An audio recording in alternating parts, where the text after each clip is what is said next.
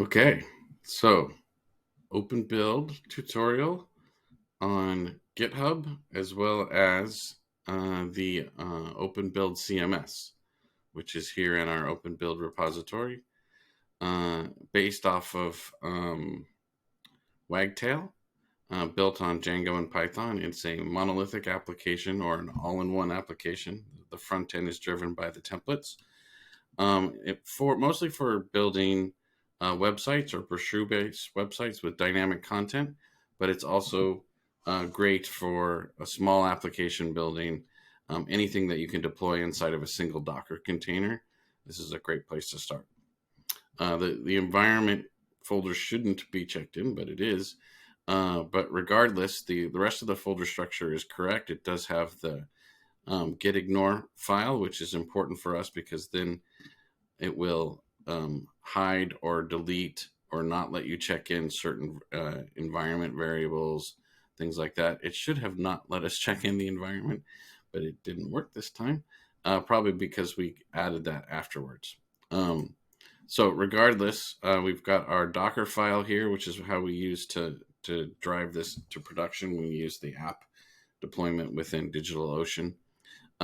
We have our license file, which is, of course, our GNU Public Library License Free Software Foundation. This is driven by the requirement from Wagtail.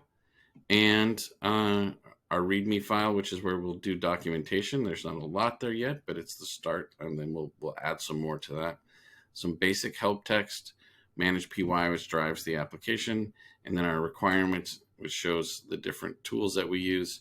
MySQL client is only used in the production environment, but we have it here for our requirements locally. We build with the NoSQL option or the local SQL option, SQLite. So we'll start with that. The first thing we want to do is to be able to check out the code. We look through GitHub. And we want to be able to use SSH so that we can manage and push tools back. There's also the GitHub CLI, which you can use if you download the GitHub tools, even HTTPS or even a zip. But we want to use SSH so that we can then use this from our command line and build locally and check in our changes in development environment. So here we'll open our terminal. You'll see that we have a basic directory structure here. If I go to my home directory, I will go into my projects. And in my projects, I keep a list of all of the different organizations I'm working with: Null Records, Buildly, MediaMash, OpenBuild, Tola, Transparent Path, all these different tools that we've used and organizations that we used in the past. I'll go into a particular organization like Buildly, and I will see the Buildly CLI tools, the Insights tool, their management layer, and the OpenBuild CMS, which is a fork of the original OpenBuild. So if we look at the tools here, I will then go and look at branches and see what branches are being made. There's many different branches managed here, but I'll also look at forks. And the forks give me an idea of existing forks I can fork directly. There's a Null Records fork and there's a Buildly.io fork, which is the two organizations that we're working with directly. So if I go to Buildly.io, I will see all of their GitHub repositories, and I will see the OpenBuild CMS. So here I will be able to pull from the upstream, which will then merge any changes that have been made upstream that I need down here, but we're caught up, so we don't need to do that. And I can also then see any additional forks that might have been made of this repository or the previous repository. And the branches, of course, that we're working with. We've got all the same branches from the original version, but we'll use main as our default branch. And then we can protect this branch locally so we can't check into it directly. and have to do pull requests, or we can just manage it direct. Right now, we're still managing directly, but eventually at OpenBuild, we will start to protect these main branches so that we have to follow the typical upstream process of fetching as well as our pull request process. You can see right now we have no open pull requests, but it's pretty easy to then go through and do a new pull request and create it based on a local branch from the OpenBuild repository, or from here from our main. We have all the same ones. We could create our new branch as well.